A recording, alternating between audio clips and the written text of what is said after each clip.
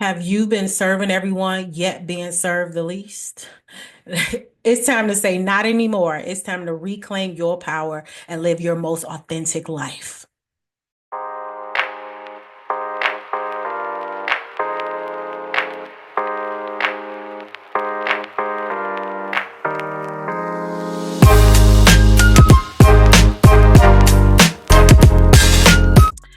Welcome, everybody. I'm Latoya Deshawn, Empowerment Life Coach, here to help Black millennial women reclaim their power, break free from self abandonment, and build lives that are truly fulfilling and authentic to who they are. Now, let's get right into it, okay? We know that it is no secret how Black women have literally, we've had the world on our backs, but there is a big impact to that. And so I am here to help the women who are ready to say, no, I'm taking my time back. I'm taking my life back. Like, I matter.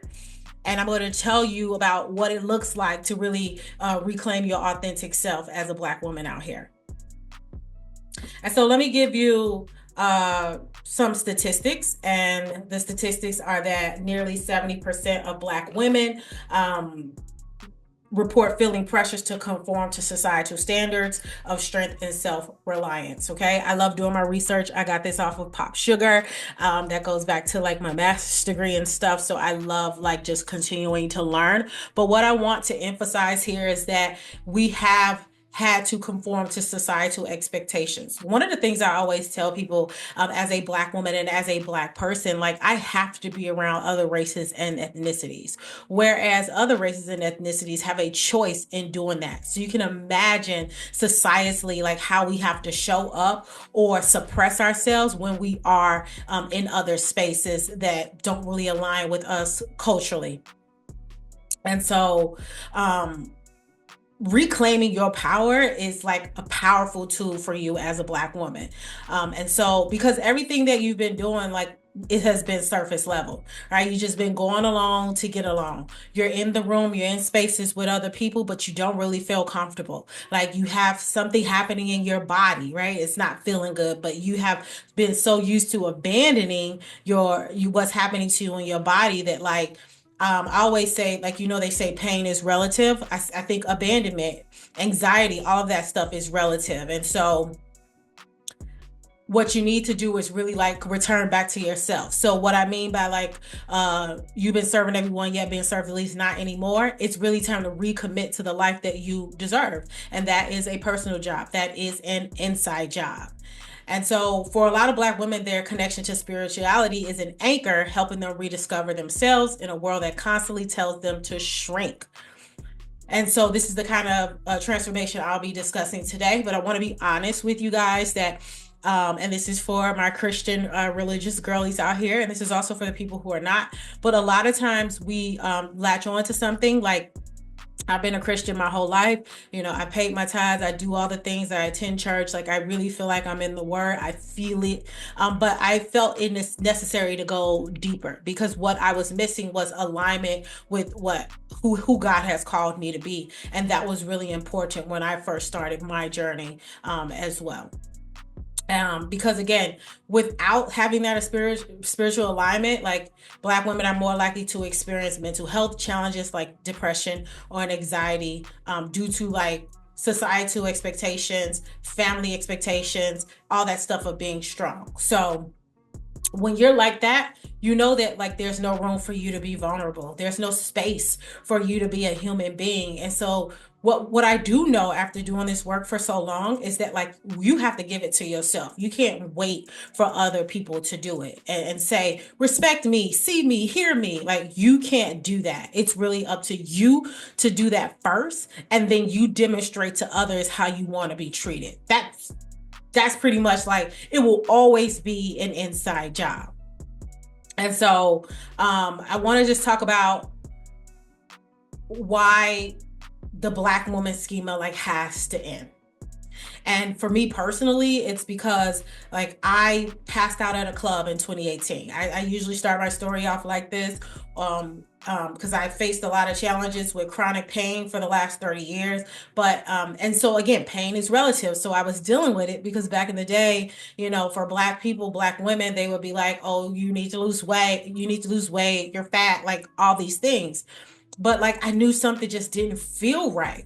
And so when I passed out in 2018, and I want to let everybody know if you haven't heard it, but I'm going to always stress it when I bring this story up. Like I passed out on a dirty club, on the floor of a dirty club. Imagine clinging for the floor to get the cool air because like I just needed some type of coolness. It felt like what would be like a panic attack because I've had a couple of those, but like even more extreme. I was fighting for my life on that floor. And thank God I had my friend there to help me. But again, even in that, I remember going up the stairs, going to the bathroom, wanting to pass out before I got to the bathroom, but wanting to not like have everybody see me. Again, this whole strong woman thing that like we need to do away with. And the only reason why I went in the bathroom was because I knew my girlfriend was following me. So I knew that she was going to find me in the bathroom. Like, that's crazy. That is crazy. And so even just knowing all of that and so much more happened in that night, I was like, yo, I gotta get it together. I gotta really, really, really get it together. And so it's a statistic, and it also is very much for my life that 50% of Black women in the US report using spirituality to help them navigate the pressures of life and reclaim their sense of self. So, not too long after, which is the next story I always talk about, which is me going to Kenya. Is that, man, after that, I came back with so much low self-esteem. I didn't know who like I was. I felt lost, disconnected. Like I just felt hopeless, like everything. And so for me, I was like, I'm not leaving this house until I get my self-esteem up some way, somehow. And so I use spirituality, and so I use like what I knew from my religious practice. But when I say spirituality, it's a broader term because I feel like there's a lot of like personal development coaches out here, gurus, things like that, that teach Bible, but they do it in a more spirituality way as opposed to religious base. But it's all the same. They speak in Bible. It's all the same.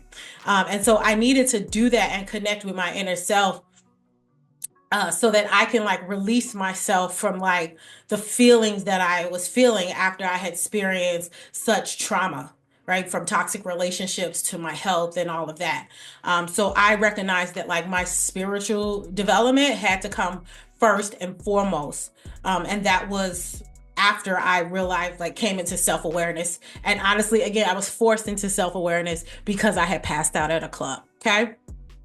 And so I want to talk about like what it looks like to reclaim your authenticity, right? Reclaim your power, right? Get to living the life that you want, that's authentic to who you are.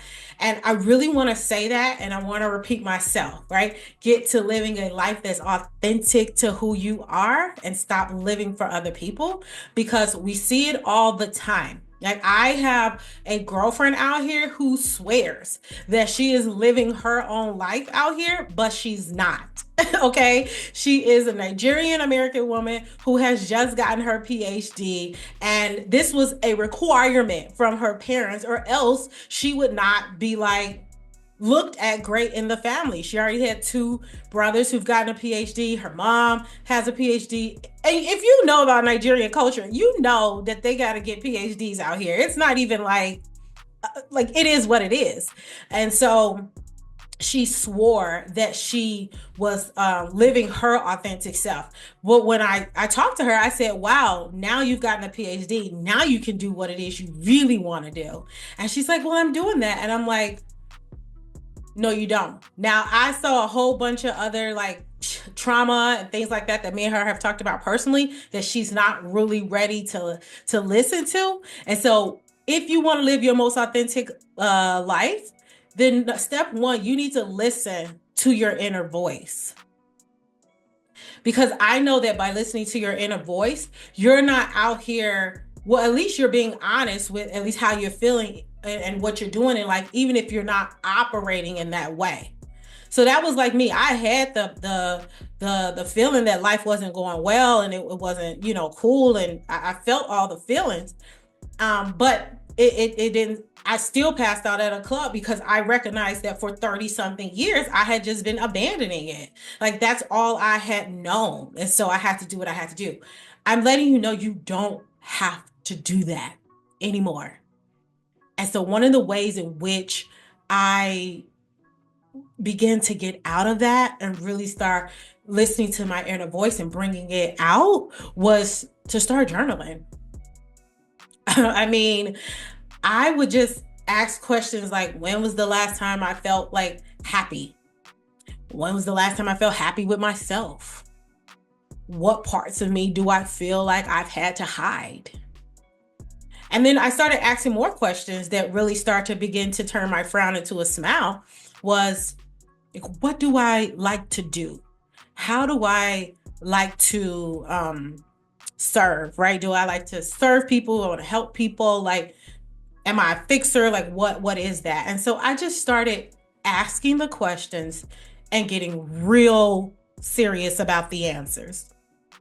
I was no longer like neglecting what was happening to my in my inner voice. I very much would say, we're gonna bring it on to the outside. And so the second thing is to dismantle the strong Black woman ideal. This one is tough, y'all, because we are so far deep into this schema, this Black superwoman schema, that like even when we do think we're doing well, we're not.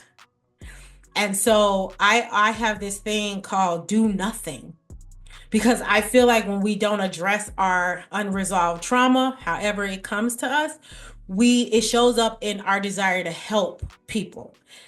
It shows up in our desire to like our hyper independence, hyper vigilance. You see us always going to get a new degree or something. Like, we have to stop doing that because we are worthy if we do nothing at all. Okay? And I know that that's a hard concept.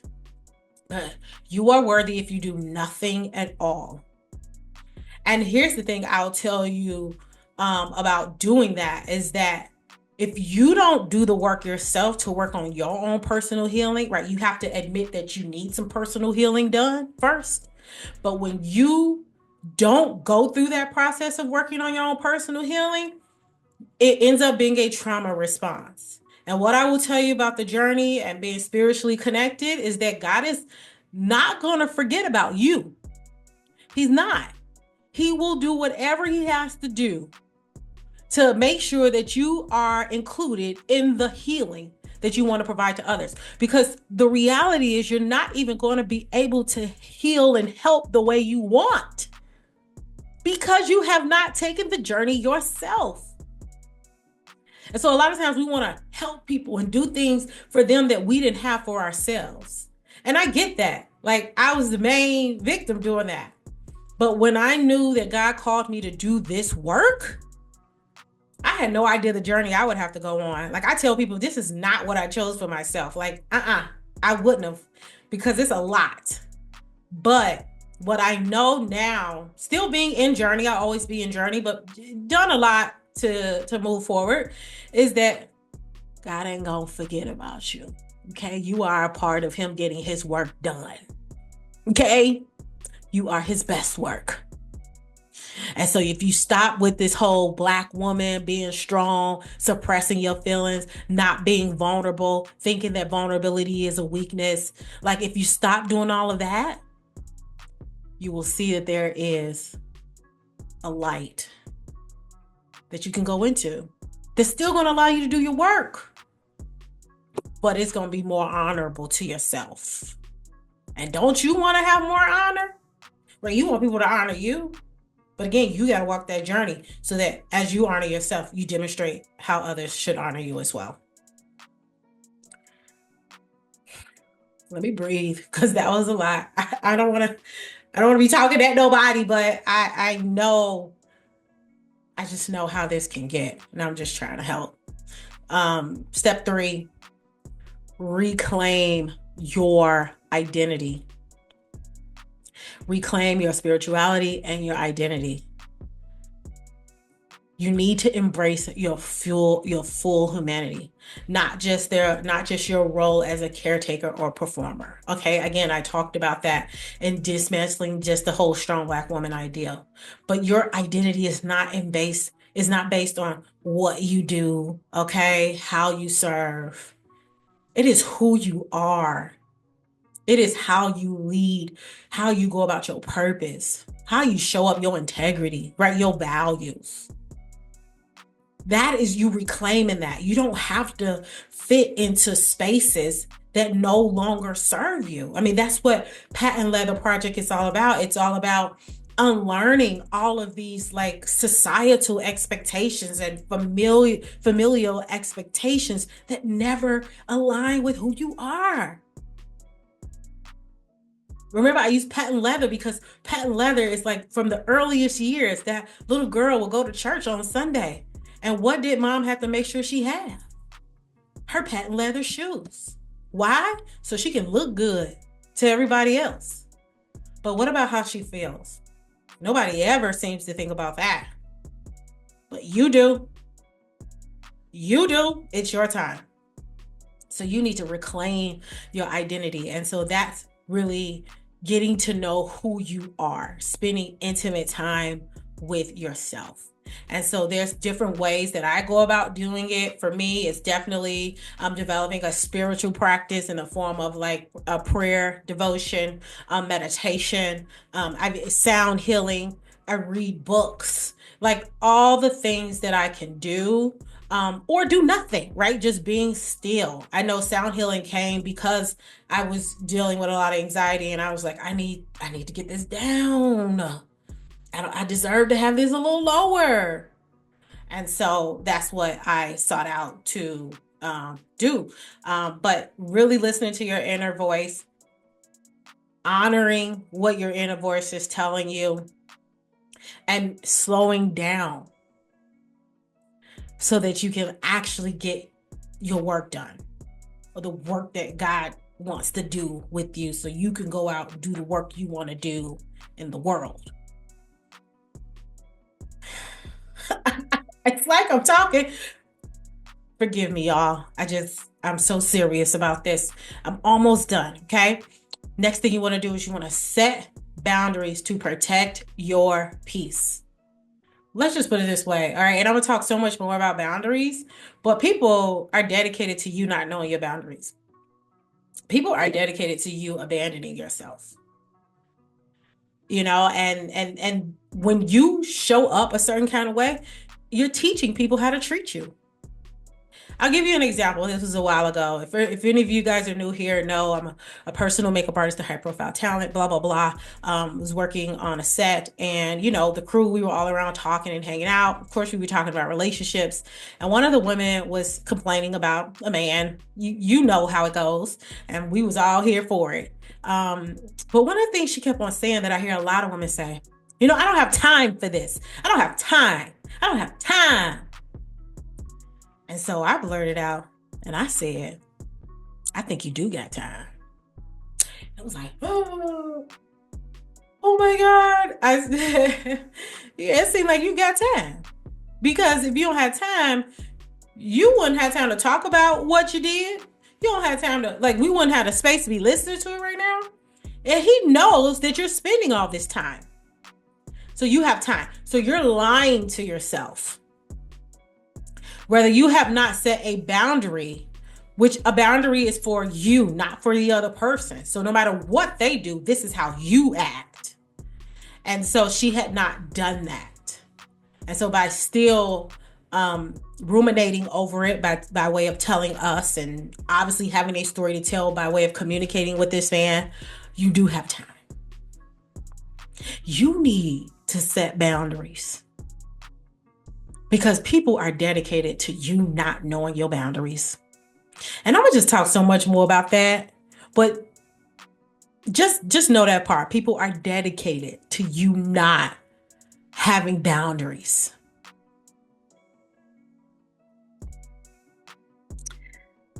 The last one is surround yourself with the right people. I always say it ends with community, right? So you need to evaluate people, places, and things that are toxic and draining you and not allowing you to operate as your authentic self.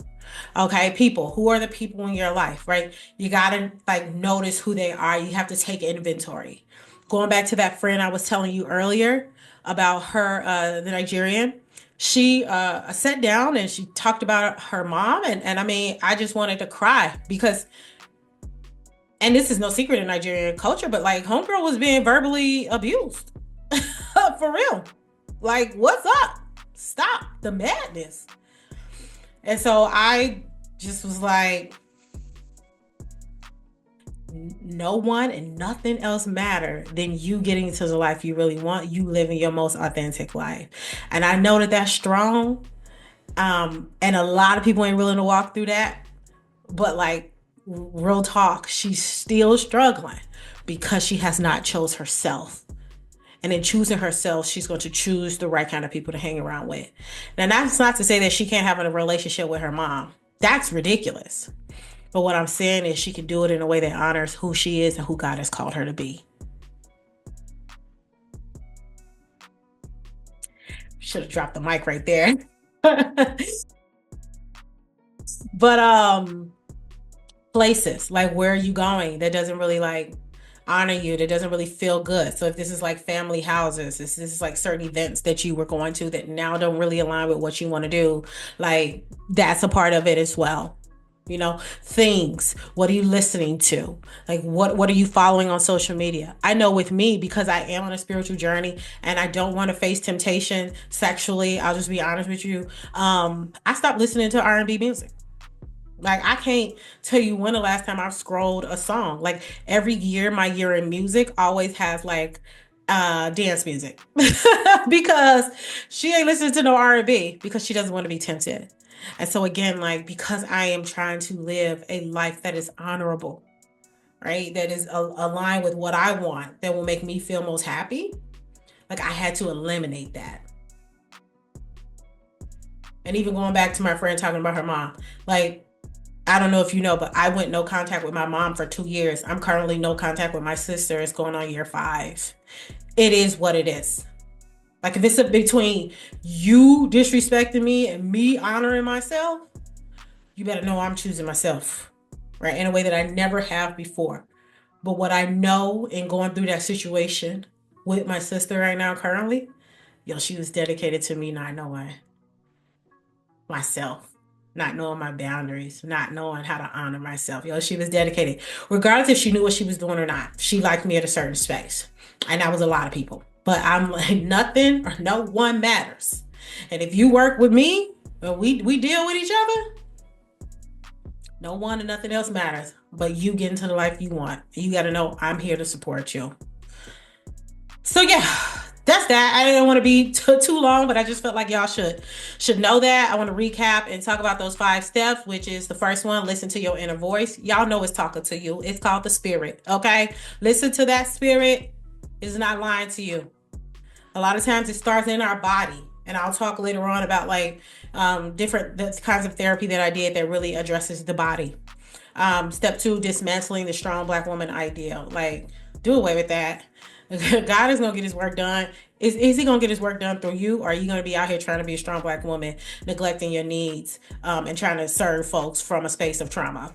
Come on. Step 3, reclaim your spirituality and your identity. You must know who you are, who you are not, what you stand for. Okay, what are your values? Like, what do you want out of your life? Like all of that. You got to be very clear because it's gonna really like help you in dealing with people. Step 4, set boundaries, protect your peace. Listen, people, places, and things. Assess all of it. If it ain't good, it got to go. And that doesn't mean it has to go forever. But it definitely, if you care about yourself enough, you got to put it somewhere else. And the last one, surround yourself with the right people. It all ends with community. We can't do life without people. God commanded us to be in this world with people. And so just wanted you to know that.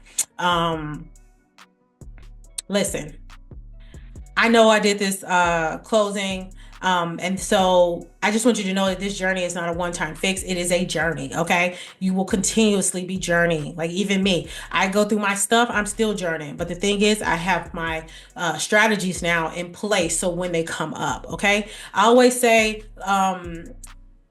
life doesn't get easier. You just get better. And so do you want to be better? Do you want to change your life?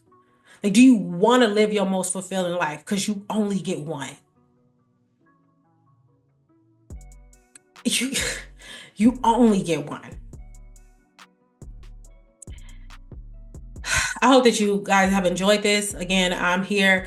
I have a story of my own that lends itself to why I'm able to do this work, from my own personal to the formal work that I've done, to all of it. And so there are, if you are wanting to like stop all of this and get to know who you really are and get to the life they really want. Like you said there, I have dreams, I have visions, and I don't feel like I'm gonna get to it in the way that I'm doing life now. Like, no, then you need to get in touch with me. There's a few ways in which we can work together. And so I'm gonna always pub the private coaching. We can do a 90-minute focus strategy session to get down to the bottom of what's going on with you. Right? Who are the people, places, and things? Let's locate them. And then what is the plan? What do you want? And so that you can be have the clarity that you need to start moving in a transformative direction. Only if you want it, though. You got to want to do this, no one else. Again, when you do this, you're going to demonstrate to others how to treat you because you're doing the work. So personal coaching, a 90-minute focus session is what you need to hit me up for down in the link. Go ahead and see it, get at me. And then also we have other opportunities. I have a Facebook community called Redefine Her, because what are we doing if we're not redefining ourselves? That's what this is. It is. It's not who you think I am, right? It's now I'm about to show up as who I really am. And so Redefine Her Facebook community is where I'm just sharing over there as well and just wanting to just like create that community. So go ahead, Redefine Her is free. Go over there. Also, we have the newsletter, which it was called The Pathway to Freedom. I did it for 25 weeks, 25 newsletters. And in the new year, in 2025, I'm doing a name change. It's going to be called Redefine Her. It's just Redefine Her. And then also I have a newsletter, which is where I share my personal updates. So you get to hear more about like how I'm navigating through and how I'm breaking free and reclaiming my power and how I'm living a fulfilling life. Again, if you've been here, if you've not, like there's a lot about me right now. And I'll certainly, you'll be able to see that in another video, but this was really about you. I don't care. Yes, I've been through it. And yes, y'all need to know it so that y'all can qualify me. But like, I need you to get to it because you deserve it. And so the newsletter, so you can sign up for the newsletter where I'm sharing personal updates and then offering resources and actionable tips to help you live your most authentic, fulfilling life. I just want to end with this. Living authentically is your birthright. It is time to recommit to the life that you deserve.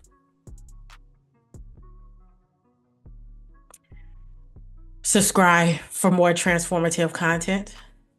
If you want to talk about it in the comments, let me know how you felt about this video. I would love to hear about it. Let me know some of the common challenges that you face trying to live an authentic life. And then I'll just let you know that upcoming videos I've talked about things about setting boundaries, different types of therapies, my life journey. You'll have more research around Black women, Black superwoman schema. But stay around, subscribe and stay around. My name is Latoya Deshawn, Empowerment Life Coach from the Patent Leather Project. It's an honor to serve you. I'll see you in the next video.